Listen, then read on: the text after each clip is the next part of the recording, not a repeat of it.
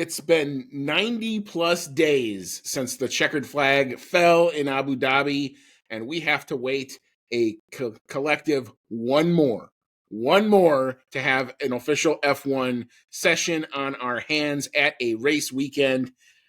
This is the Outlap F1 podcast. This is our season 7, episode number 2, and it's our first official preview episode of the season. The 2025 Australian GP is on this weekend, and we are pumped about it. You've got Andy, and I'm along with Cody tonight. We are both in our respective team gears tonight. I love to see it. Cody, sir, how's it hanging, and how you doing? I'm doing great. It is a little bit of a feeling of like so close yet so far because race isn't until Saturday night for us, very late. So I'm going to be doing the thing where I'm just sitting there twiddling my thumbs as the whole day goes by, being like, come on. Gotta get my fix. Yeah, I actually made sure, because I think FP1 starts kind of almost in prime time, that I bought enough of takeout so that I have enough for tomorrow. So I made sure I have meal ready for tomorrow. All I have to do is come home. Don't have to cook. Throw it in the microwave. 5 minutes. Boom. Done. Ready to take in all of the F1. And the season is on us. The teams are ready. The stories have been written. And boy, here we go. We got actually a lot of news to cover, believe it or not, because they all got to Australia and they all started making headlines. So we're going to get into all that in just a little bit. But if you have found our show, welcome along. And also, breaking Outlap F1 podcast news, we are now on Blue Sky. Launched it last night at Outlap F1 podcast is the handle for all of that. You can still, of course, find us on Twitter or X or whatever Elon Musk wants to call that thing, but we're still there. We still do pump out some content over there. We are also on Instagram, sometimes on Discord, Reddit, and, of course, YouTube. Again, the handle for all those places, it's really simple, at Outlap F1 Podcast. You can also see our link tree, which will take you to the respective places. I need to put the Blue Sky in the link tree, so I will do that and get you on there. If you are on YouTube and you enjoy what you're seeing and you like what you're hearing, do us a favor, click the like or the subscribe button, or if you're on your favorite podcasting app, a 5-star review will help us get our content to you that much quicker. And of course, we're glad you're here. You can email the show as always, chat now at outlapf1.com. Outlap F1 Nation, who continues to support this show. Thank you so much to everybody involved, including Dean Warwick, Yuri Dolchester, Paul Weaver, Quentin Warden, trying to get back into mid-season form here, Kevin Kelly, Regan Stanzik, Timothy Brown, and, of course, Jonathan Scott.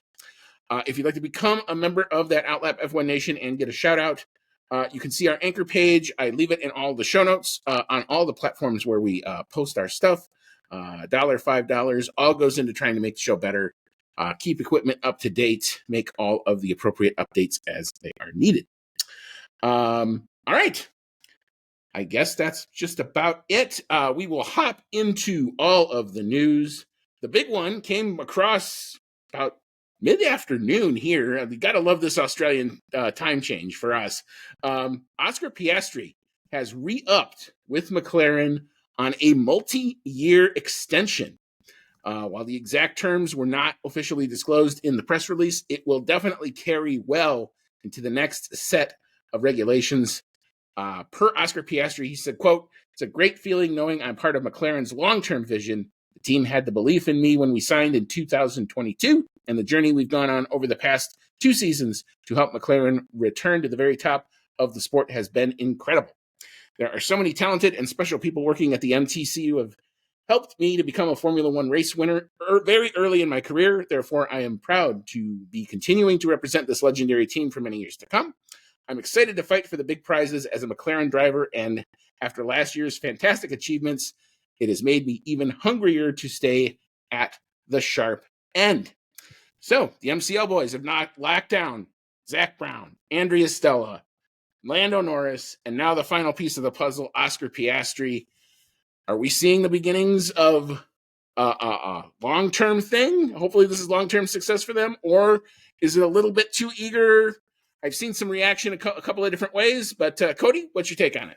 No, I think this is great timing. And you have to imagine that they had this in the works and they're releasing the information just in time for the Australian Grand Prix weekend, where it is Oscar Piastri's home Grand Prix. So it's a little bit of icing on the cake for him to have that deal. squared away. And I think this is a very good thing because, like you said, all of the big players in the team, drivers and otherwise, are now locked in for a pretty good term now. And we've seen pretty promising things from Piastri the last couple seasons, especially last year, where he was taking the fight to Lando Norris and Charles Leclerc for race wins and looked very good. So I can only think of this as being a great thing for McLaren. Yeah, I kind of view him as kind of the quiet assassin kind of on the team. He doesn't say a whole lot, but boy, does he talk on the track sometimes. I still tell people, watch the move in Austria. After the whole Lando Max kerfuffle, and while they're busy trying to limp themselves back to the pits, watch the move that he pulls on Carlos Sainz to get the second place into that race. It is not in a passing area, not where you'd expect it, and he did it on the outside and he made it stick. The guy definitely has, I think, a lot of the racing goods. It's still a little bit raw, but that's okay. He's got age and youth on his side, and he's only getting more experienced every round he competes in. So I think this is the team telling everybody, hey, we're all in with this lineup.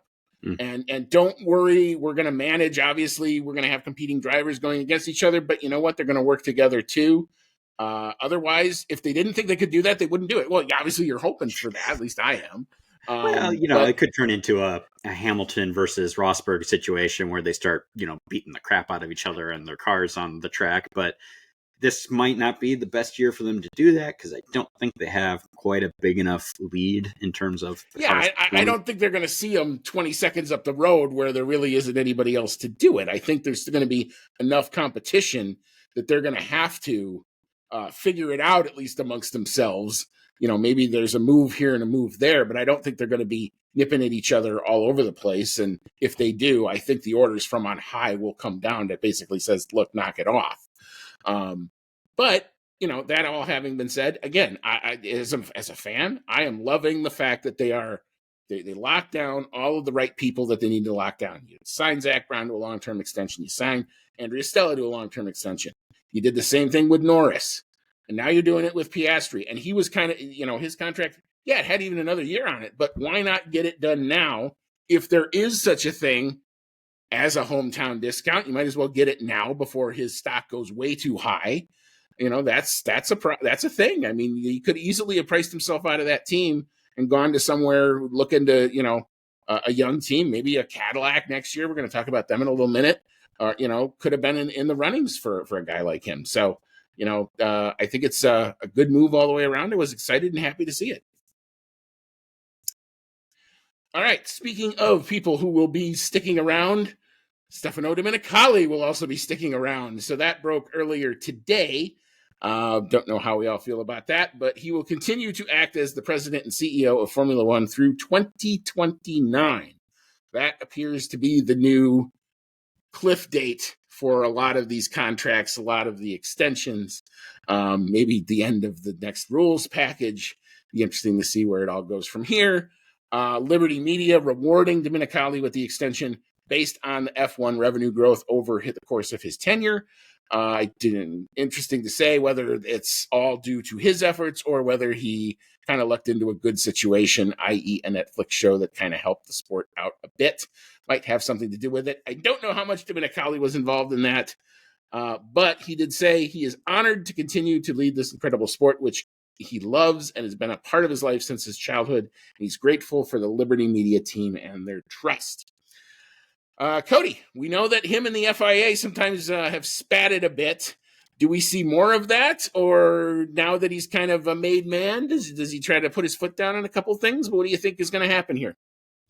I would hope he would put down his foot on a couple things because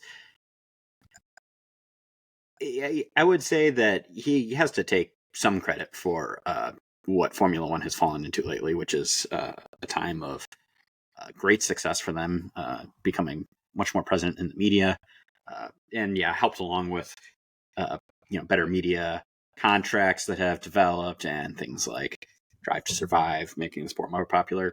Yeah, he might not have been directly involved, but he's definitely involved in some capacity with that stuff. And so I think it's a situation of if it's not broken, don't fix it. And he is someone who has a long history in the sport, which I think is very important for someone who's going to be representing F1 as a whole. I do think that he has not really been vocal enough in support of the drivers on the complaints they have with regards to how the FIA is handling things. In my humble opinion, I think Mohammed Ben Sulayem has a lot more to worry about in terms of his renewing of his position. If I remember correctly, they're coming up to some kind of election for that position. He's going to get an election at the end of the year. Probably midpoint of the year is when you kind of usually have it. Yeah. So I think his original term is supposed to end after this season. I think his position is probably the one that's going to be more interesting to see if it changes. Because I think, despite the fact that Stefano Domenicali hasn't been like super vocal and maybe didn't support F1, enough in terms of those drivers, I think he's still doing all right. My biggest complaint from him is that F1 was kind of shooting themselves in the foot there for a long time with not wanting the 11th team to come in, despite the FIA thinking it was a good idea. And you talked about it many times about how that we thought that an 11th team coming in could only be good for Formula One, and that, screw your slice of the pie getting a little bit smaller. You're going to make it back because you're going to be bringing just that much more audience to the sport if you have an American team involved. Yada, yada, yada. And the fact that I feel like he kind of fumbled that one a little bit, but they're coming in now anyway as Cadillac, which we're going to be talking about in a minute here, that is now official. But so it wasn't so colossal a fumble that I think he deserves to lose that position. Yeah, I think overall, if I look at the work as a whole, I think, like, is the sport better with him than without him? I think the answer is a yes. I think you kind of have to give him that. Now, as the stuff that kind of he was responsible for, the biggest one for me is where we go race. And I think for the most part, he's not perfect in this by any stretch. There's a couple things that they're doing that I don't always agree with.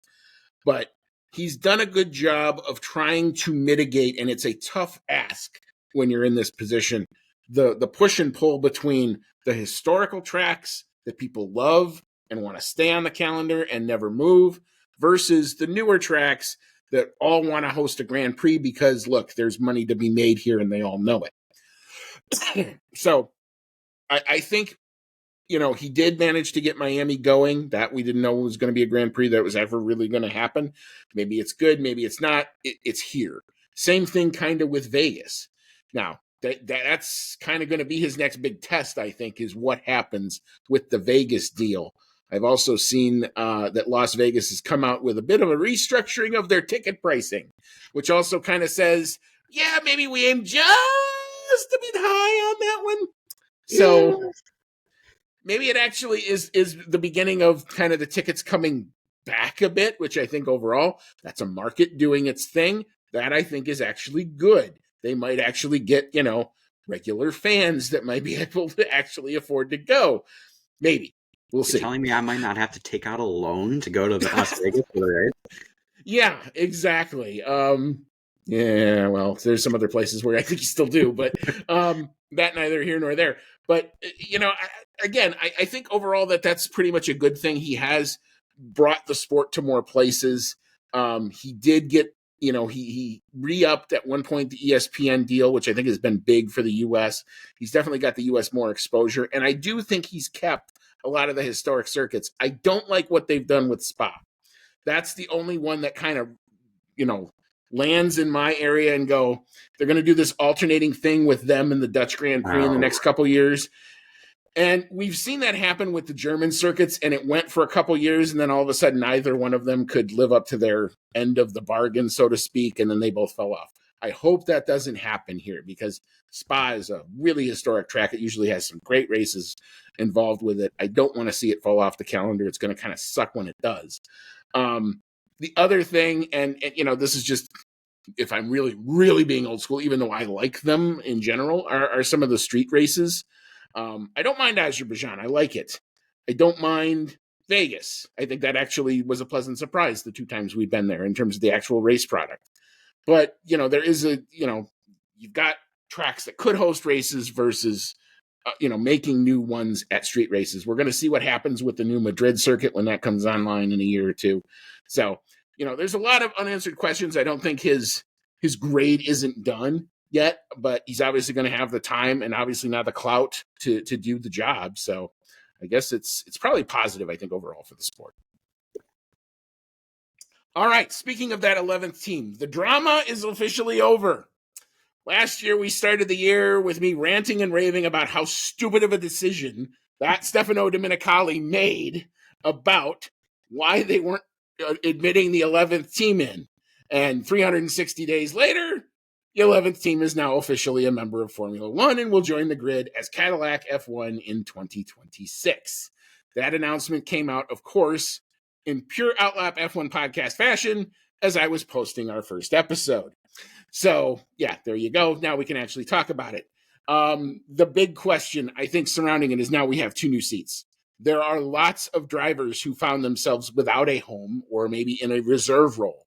And I can just think of a few. I would say Sergio Perez, Guan Yu Zhou, Valtteri Bottas, all I think would raise their hands and say, hey, you got a seat. I think I'm willing to sit there.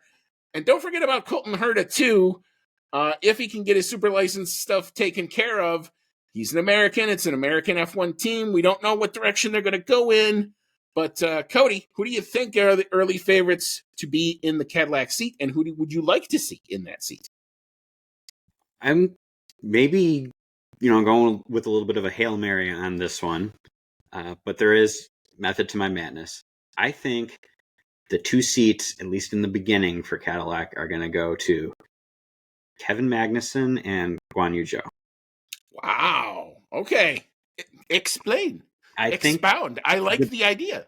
The big thing on that is that they both have very recent experience in Formula One.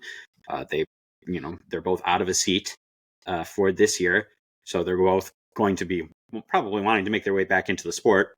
Kevin Magnussen is, getting a little older, but I mean, there's people in the sport who are older than him and still kicking ass and taking names. And we like to see what he does on track. He is a very fun driver to watch because he's a little crazy sometimes. You get the mix between a very experienced driver in Formula One and a driver who is much younger, maybe a little hungrier. You can get that longevity out of the seat. And perhaps most importantly, the Cadillac team is going to be starting out for at least, the first couple of years here with a Ferrari power unit. And both those guys have a lot of experience with Ferrari power units. That's what Haas runs. That's what Kick Sauber has been running. So I think that makes sense. Sadly, that also means that I think, at least in the beginning here, you're not going to have any American driver taking that seat, which is a little bit of a shame because we no longer have Logan Sargent in the sport, which, probably for the best. I think we could have maybe a little bit better representation in Formula One. And who knows what's going to happen, 5 years from now when we've actually got a Cadillac power unit in there and Cadillac has hopefully made a little bit of a name for themselves in the sport. And, people from IndyCar or wherever, actually want to come over and try this out. We'll just have to see. But that's my guess for the beginning. Interesting. I think commercially, if you were looking at it from a pure commercial standpoint, the 2 that I would want to put in, if I was looking to get money or extra funding from a sponsor that both of these guys have, Sergio Perez brings with him that Mexican telecommunications company. All that money goes right in there. Makes a lot of sense. Guy who I think would actually want to have a nerve that want to prove that he wasn't necessarily done. The question is he already done? And that, so that I think is part of it. Guan Yu Zhou, I actually think, is another one. A lot of Chinese money backing his career over the years. And definitely a well-funded driver. And a guy who just kind of fell out of his seat. I don't know that he necessarily did anything. The car was so bad. I don't know that there was anything that I looked at and said, well, that was clearly on Guan Yu Zhou, and therefore he doesn't deserve to be in the sport anymore.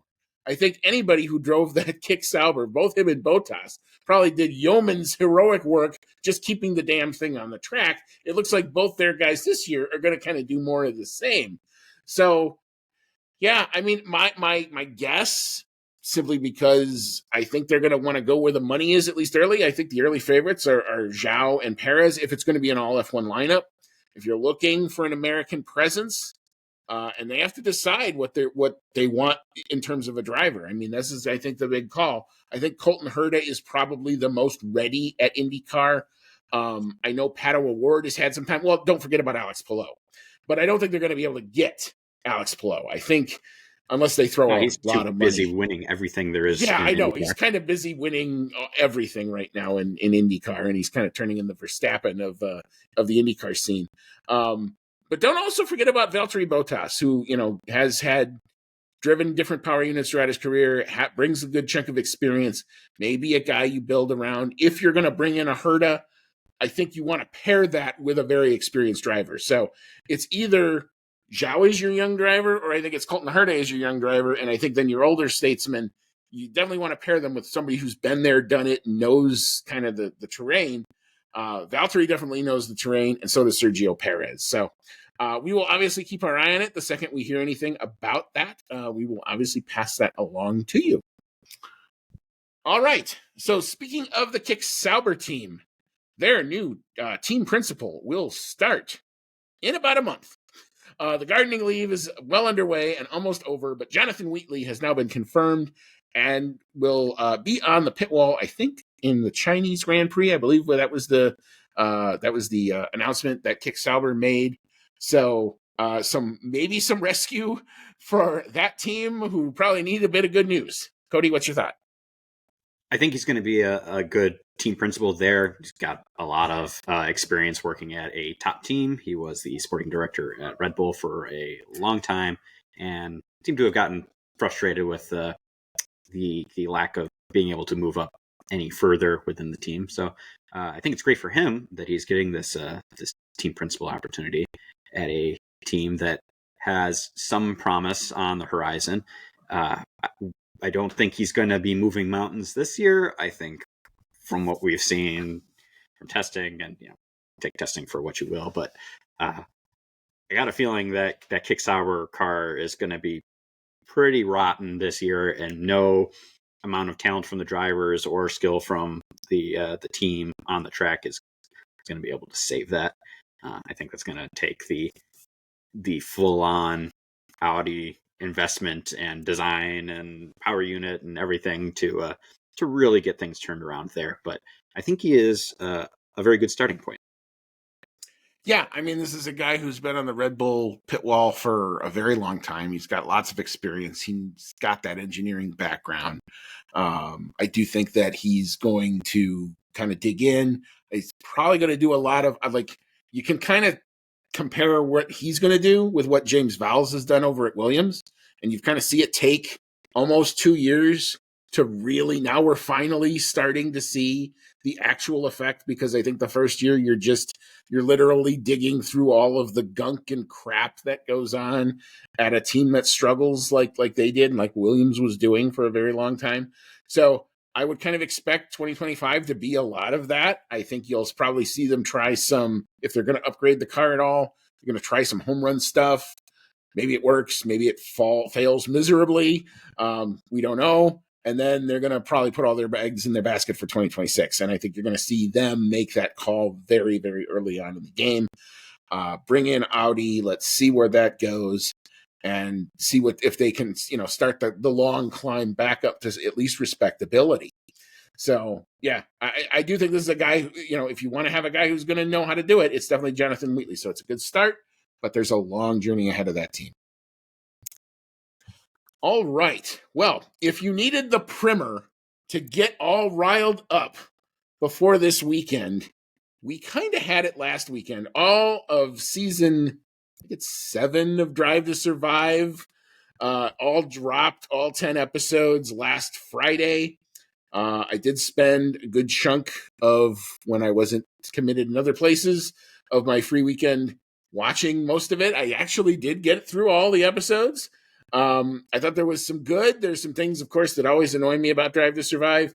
But Cody, of what you have seen so far, what were your initial thoughts? So I've only seen the first 3 episodes so far.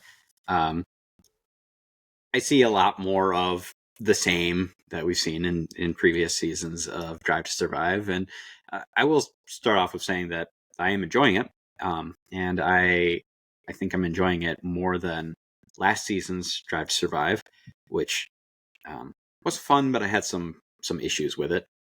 I think that the stories that um, Netflix had to work with from last season were better. 2023 was pretty much all about Red Bull winning absolutely everything.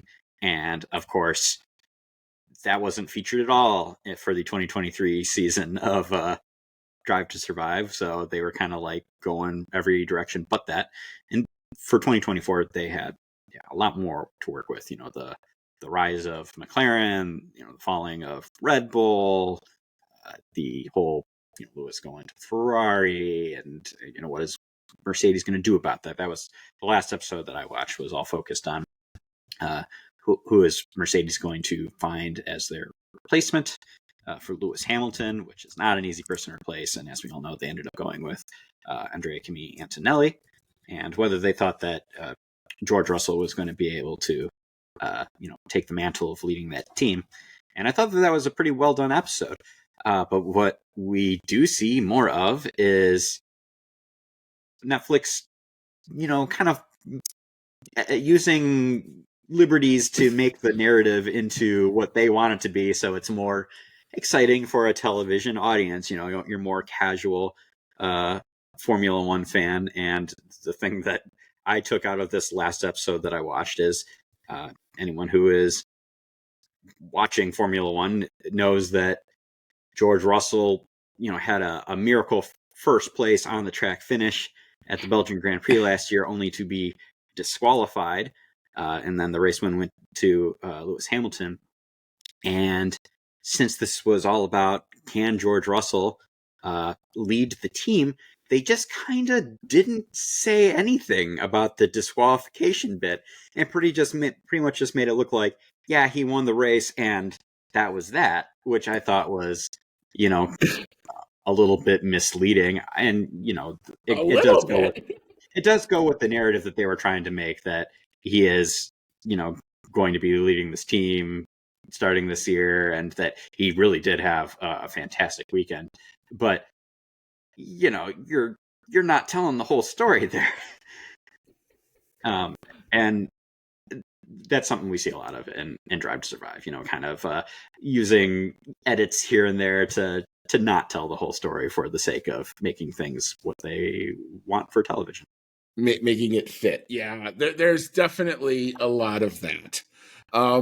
There were 3 times over the course of this where I actively yelled at my television. One was, and we kind of talked about it when we were setting this up. One was the Lando victory one, where they made it look like it was down to the wire between Lando and Max. And yes, there was the restart, and it was close for 5 corners. And then Lando kind of sort of drove away. And I remember all the shots of Lando winning. He's the only car in the shot.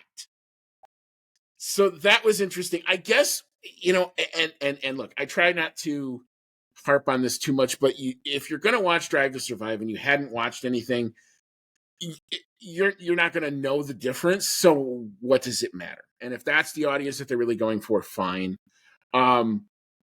When I look at it, I kind of realize that I have to kind of go into a temporal nexus, because time has no meaning here in a lot of ways, because the cutscenes, Lando's winning, and then they showed the cool down room from Singapore where Max was a little bit miffed because he lost by a lot more than the one in Miami. Max was happy as hell for Lando. Everybody else was happy as hell for Lando. It was a feel-good story at the time. There was no reason to put the underlings of the rivalry. The rivalry really hadn't started yet. The rivalry, if anything, kicked off in Imola more than anything else, and then definitely in Austria after they went there. And that part's fine. but it's like you didn't have to do that extra bit of drama just for drama's sake. There was plenty of drama throughout the whole course of the season. Speaking of that, they acknowledged the Christian Horner issue, because it did dominate that first week, and you could not tell the story and not do that. But then after the first episode where you do acknowledge it, to then just blink out and go, well, now we're going to hear from Christian Horner in episode 3 and 4 and 5 and 6 and 9 and 10. And it's like, at some point, it's like, I don't want to hear anything more about what he has to say. That's tainted goods to me at this point. So his opinion, don't really care for. Number 2, why so much Flavio Briatore? For a guy... That was another one that I was bothered by, because in all of the, you know how like at the end of the episode they do like, okay, this is what's coming in the next episode, and then this is coming later in the season. Every episode so far, they've got clips of Flavio Briatore in there being all dramatic and whatnot, and it's like, he didn't even really do anything like this season. He wasn't even really involved. He's listed as a special advisor to the team, and you would think that he's running the thing. And apparently Oliver Oaks gets a whole 5 seconds of camera time. He is the most nondescript team principal ever. They have Oliver Oaks as basically like a puppet getting controlled by, Flavio up here. I didn't get it. I don't know why you have to go there for that. You can say, hey, look, Flavio has got a great engineering mind. He's built teams before. He knows what he's doing. Yes, he's had a checkered past. At least they acknowledge that. I give him that.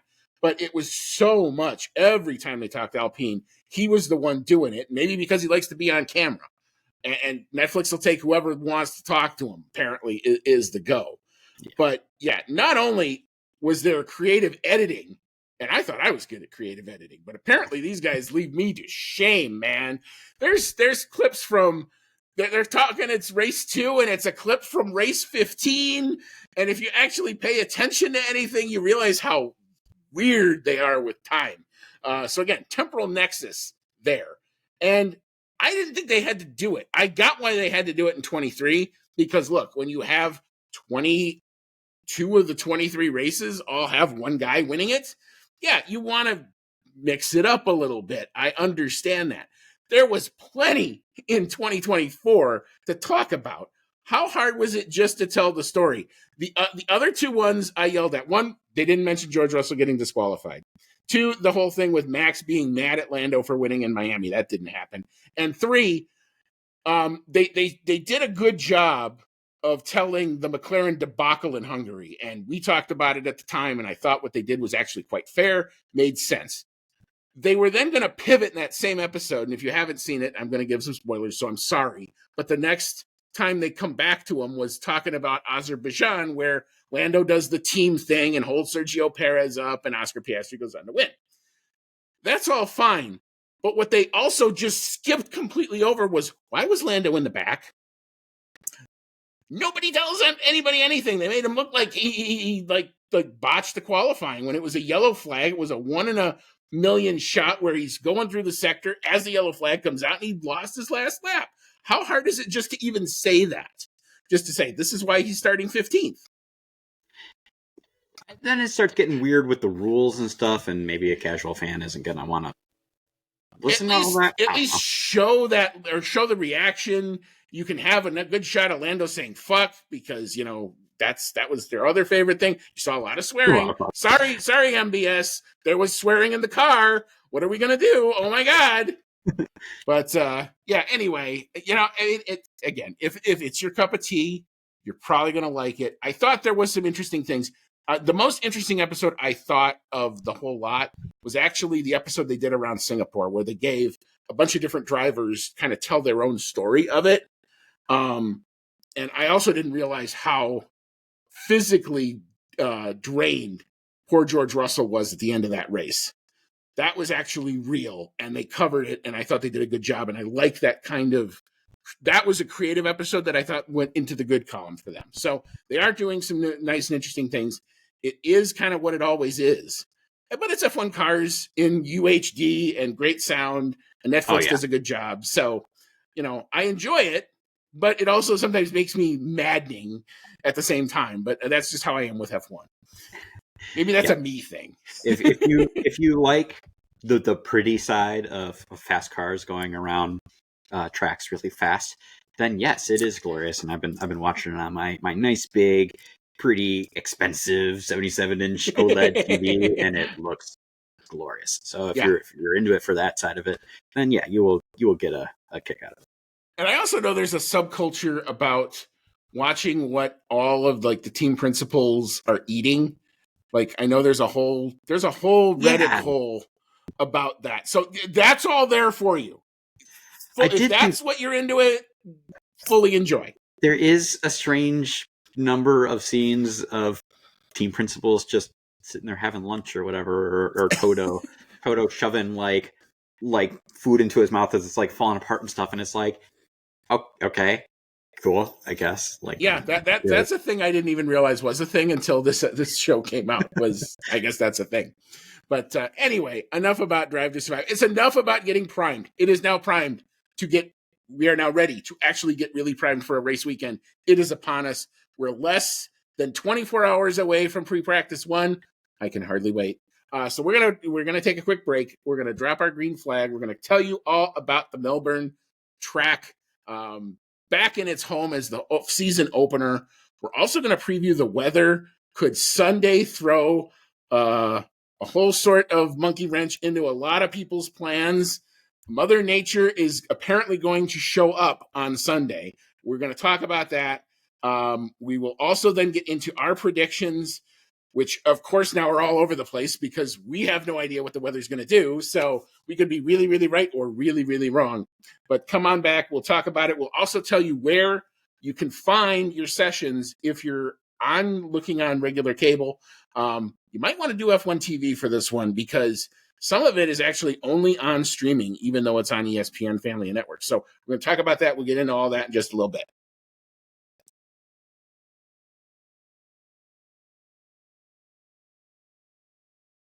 All right, welcome back in. This is season 7, episode number 2 of the Outlap F1 podcast. It's our 2025 Australian Grand Prix preview show, our first official race preview of the season. You've got Andy. I'm along with Cody tonight, and we are going to hop into this weekend. It's finally here. We've waited 3 long months. We've gone through the testing. We've seen all the cars. We've watched them with spotlights on them. It is time to answer questions. At least some of them. Do we get answers to everything? But anyway, we are going to be racing in Albert Park in Australia. Cody, tell us about that Albert Park track. Right.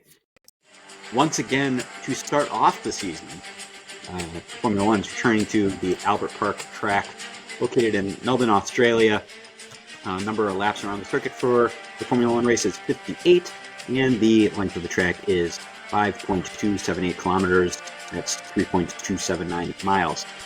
The tire selection from Pirelli for this race is going to be the C3, C4, and C5 tire compound, so the softer end of the spectrum. And the track characteristics from Pirelli are a 2 out of 5 for traction, 2 out of 5 for braking, a 3 out of 5 for lateral load, 3 out of 5 for tire stress, 3 out of 5 for track evolution, 2 out of 5 for asphalt grip, 2 out of 5 for asphalt abrasion, and a 3 out of 5 for downforce. So most of those stats pretty much right down the middle for this track. As far as the lap records go, the qualifying lap record is a 1 minute, 15.915 seconds, and that was set by Max Verstappen just last year. That is under the current configuration of the circuit. While the race lap record in the current configuration is a 1 minute, 19.813 seconds, and that was set by Charles Leclerc also during last season. Most wins at this track is going to go to the great Michael Schumacher, who got 4 wins here out of his 5 championship seasons with Ferrari. He got the wins in 2000, 2001, 2002, and 2004. Next best is the other German, Sebastian Vettel, with 3 wins in 2011 with Red Bull, and then 2017 and 2018 with Ferrari. 3 wins for Jenson Button, 2009 during that Brawn season, and then 2010 and 2012 with McLaren. Lewis Hamilton and Kimi Räikkönen are tied here with 2 wins each. Hamilton got one in 2008 with McLaren, and another one in 2015 with Mercedes. And then Kimi Räikkönen got one in 2007 with Ferrari, and one in 2013 with Lotus. As far as the constructor wins here goes, the record goes to Ferrari with a whopping 14 wins. I'm not even going to list out all the years there. No, There's a lot of them. There's a lot of them. Yep. Also a lot for McLaren with 12. So Ferrari's won here in Australia from 1957 to 2024. McLaren has won from 1970 to 2012. So I think they're due for another win. And then a few honorable mentions. We got Williams with 6 wins. They're due for another one as well. Mercedes with 4, and Renault with 2. Both of the Renault wins here came from Fernando Alonso during his Renault years.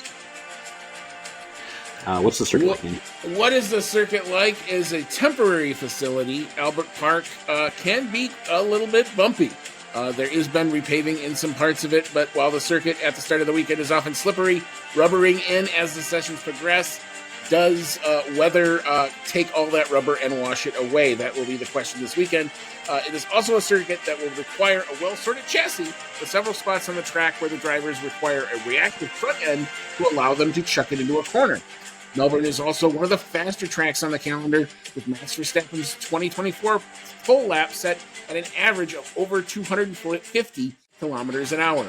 And as for that weather, there's going to be a bit of a dichotomy throughout the weekend. Friday, even though I don't have it here, is going to be pretty much right down the middle. Sunny, 70-something degrees Fahrenheit. Not a whole lot of weather, not a lot of wind. The storm is approaching on Saturday for qualifying, but it's going to be cloudy but very hot. A high of 93. That's roasting. We have not seen anything like that in any of the tests. So this will be dramatically different from what they saw in Bahrain. The winds will be light and variable. Only a 7% chance of rain. And then Mother Nature may just show up and stay around on Sunday. This is the latest forecast as of now. Showers and thunderstorms in the morning will give way to steady rain in the afternoon. A high of only up to 75, so a lot cooler, a lot windier as well. Winds out of the west at 10 to 20. Chance of rain is being listed as 100%. So we know it's going to rain on Sunday. And it also says locally heavier rainfall possible. The last time I saw that was Brazil last year, and we all kind of know what happened then. Question I have, do we actually start on time? I think that's going to be a bit of an unknown moving into it. We know it's going to be really stormy in the morning. Your F2 and F3 races might not happen. So stick with us throughout the course of the weekend on social media. We'll do our best to try to update you guys, as it's going to be one of those dynamic, weird days that starts about maybe 6 o'clock local time, p.m. local time for us. So yeah, it's going to be kind of all over the place. But yeah, expect Mother Nature to show up on Sunday. All right. Well, with all that, now we have to try to predict what we think is going to happen after all that. So we have a bit of a task on hand here. But we shall start, as we are apt to do, with the 2024, or the pole sitter. And that pole sitter in last year's race was Max Verstappen, who set the lap record. Cody, do you think we have a repeat here? What you got? As far as most things go, it's going to be no. But like you said, this weekend's going to be crazy weather. It's the first race of the season. We're really just kind of shooting in the dark here. However, I'm going to go with Lando Norris for pole sitter, just going off of that McLaren looks like they've got the best car, and Lando Norris has been the better qualifier of the two drivers. So going totally logical from the information that we have on this one. Yeah, I would think, boy, what a journey it's been on to actually be in a position where now I almost expect this, given the form they showed during the test, given all of the accolades that has been talked about this team. It would be kind of a shocker if they didn't somehow all put it together and get pole. I do think there will be a home crowd bump for one Oscar Piastri, but given the fact that I think Lando is still a little bit the better qualifier at this point, I am going to give it to Lando Norris. Not by much, though. But I do have Lando taking the pole here. And then the next obvious question is, what do we have for a lap time? The 2024 pole time was that lap record, 1:15.915, set by Max Verstappen. Do we go even faster? Cody, what you got? I do think we're going to go a little faster, and I do think we're therefore going to get a new qualifying lap record. I do think that we're also getting to the point in these regulations where we're starting to see a lot more diminished returns year by year, though. So I think we're only going to go, a little bit faster, I guess, relatively so, than last year. I've got the qualifying pole lap as a 1 minute 15.567 seconds. All right, very good. I do think we're still unlocking lap time. It just looked like even the test times in Bahrain were getting close to their pole time, and that's usually something we don't see from testing to race. Granted, it was a lot cooler, so maybe that had a lot to do with it. We're going to find out, but I do think we're still going to get faster. I'm a little bit faster than you. I've got a 1:15.358 for my lap time there. All right, now the big question. What do we think we're going to have in the race for the podium? Last year's race winner was Carlos Sainz. It would be a mega job if he managed to do a repeat of that. Charles Leclerc came in second, and this was McLaren's first podium last year. I think was Lando Norris coming home in third. All right, Cody, what you got for a race podium, and is it going to be chucking it down when it happens? I do think it now. I think it's going to be chucking it down when it happens. Now, if you had asked me my prediction before we knew about the rain, it would have been very different. But now that I do know it's going to be possibly raining cats and dogs, all I could think about was the Brazil race from last year and how it won Max Verstappen absolutely destroyed the field there. So because of that, I've got Max Verstappen taking the first win of the year. Also because he is, Max Verstappen, that plays a part in it as well. And then I've got the two McLarens rounding out the rest of the podium with Lando Norris in second and Oscar Piastri in third. All right, very good. I do think Max will probably be a factor. I don't know that the car has enough in it yet. We're going to find out. We're going to see what those conditions are. I got to go a little more chalk. I'm probably being a little bit more conservative here, but I do think there is a home crowd bump. I do think that is real. He's got his new contract. Everything screams maybe a Lando victory, but I'm going to go Oscar here.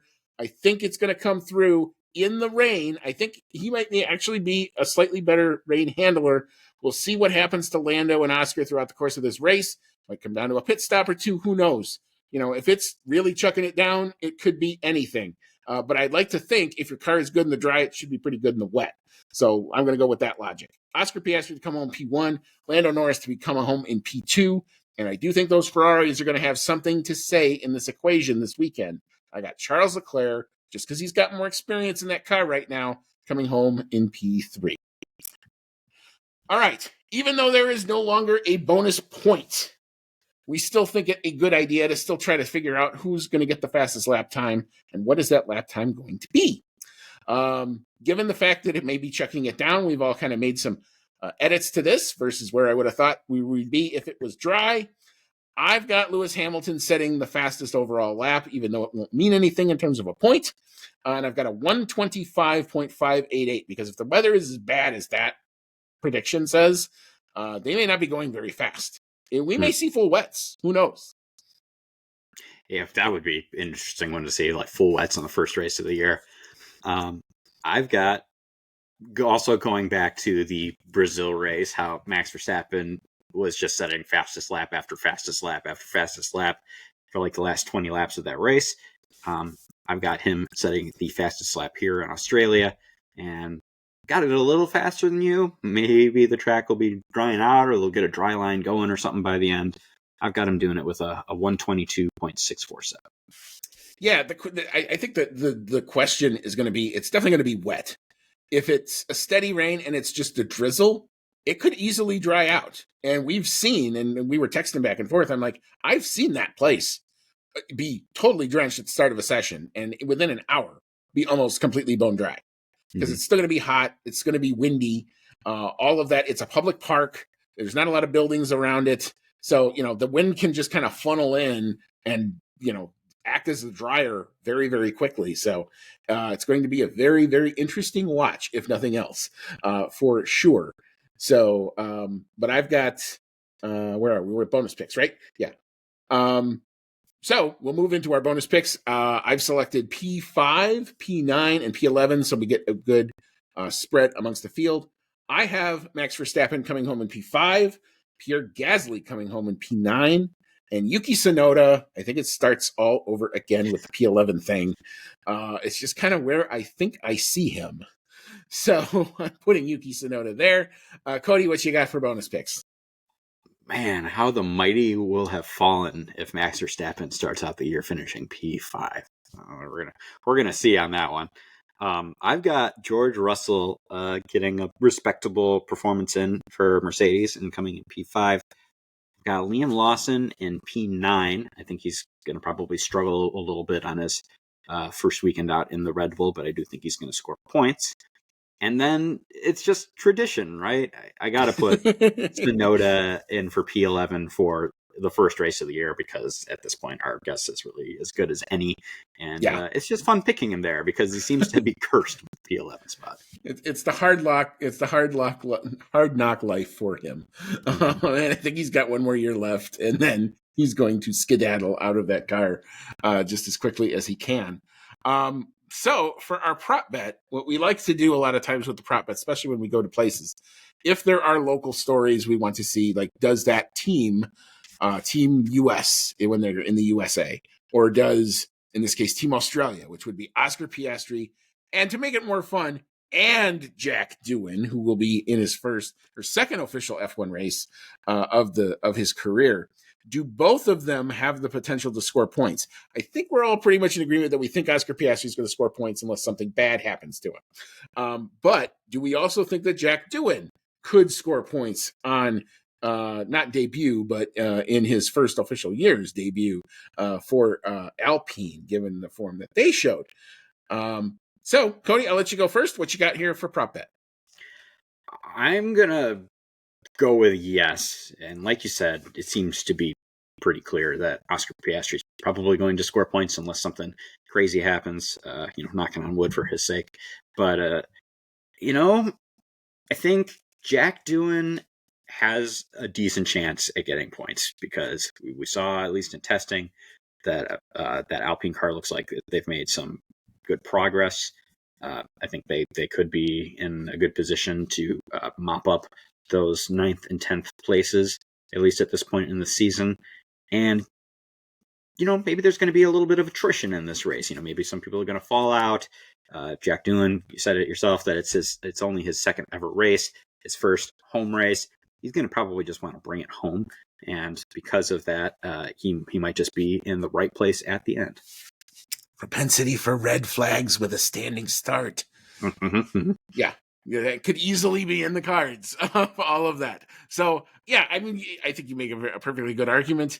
I don't know that I have total faith in him yet, especially given the form I saw. Alpine doesn't have total faith in him. I know, right? Exactly. Like, that's the whole thing. So, I mean, Flavio Briatore owns every millimeter that this guy does, and I don't think it's going to score points in at least the first race. I think that's a huge ask for him. I do think Piastri will more than likely score points. I have Piastri winning the race. So, obviously. So, I will say no to this one. And one, it gives us some differentiation, and maybe it comes down to it when we add up all of the scores on Sunday.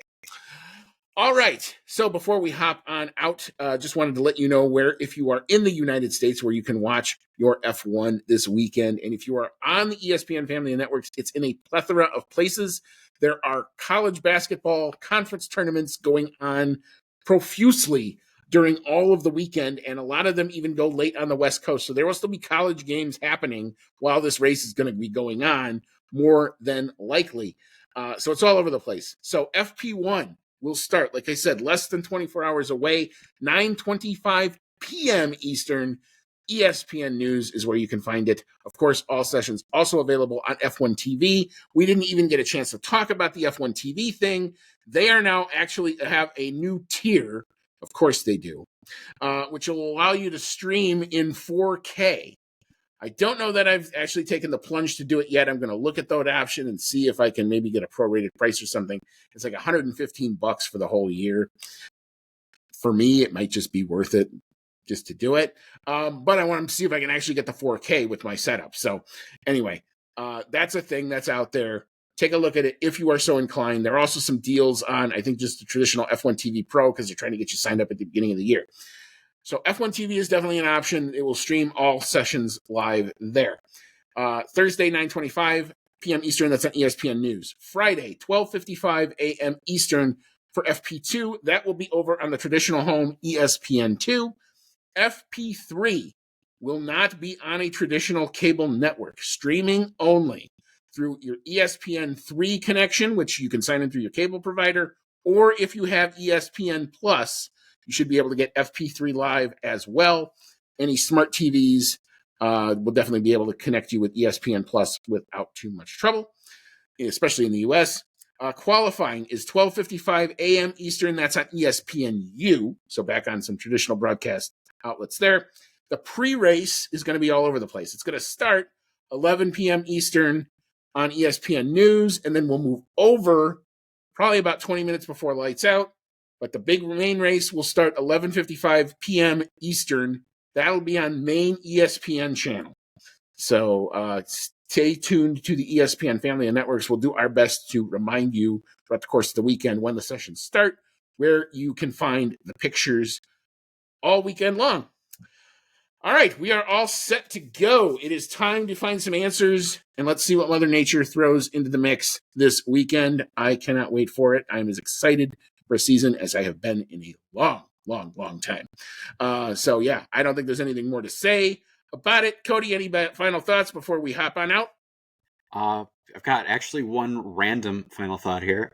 Normally when we're setting up our predictions table to read out, we abbreviate the drivers by 3 letters, and for some reason, having Jack Doohan down to DOO do is just tickling the Beavis and Butthead 5th grade humor in me. So I just wanted to say that because I've been chuckling to myself about it for like 2 minutes here. But on a more serious note, I am so ready for the season to get going again. I don't want to jinx it, but I really do think we're in for a very, very exciting season this year where there's going to be a lot of teams and drivers within a shot by the end. So I can't wait. Yeah, and we will be back hopefully Sunday night to recap all of it. It's going to feel like forever and a day ago by the time we actually get to the review, but we shall do our best to get it out and get it posted as soon as we can. So, yeah, stay tuned to our plethora of social media networks. I'm going to be doing a lot of live stuff on Blue Sky to try to grow that up this weekend. So, again, Outlap F1 Podcast is the handle for anywhere on social media. If you want to find us, follow us, track what we're talking about. I'll be hashtagging and all that other good stuff. Probably do my live qualifying over there on Blue Sky as well. So, yeah, for Cody, it's been Andy. We are up and running, baby. It is finally time to go racing. Can't wait to talk to you about it on the other side. And as always, may all your laps be fast.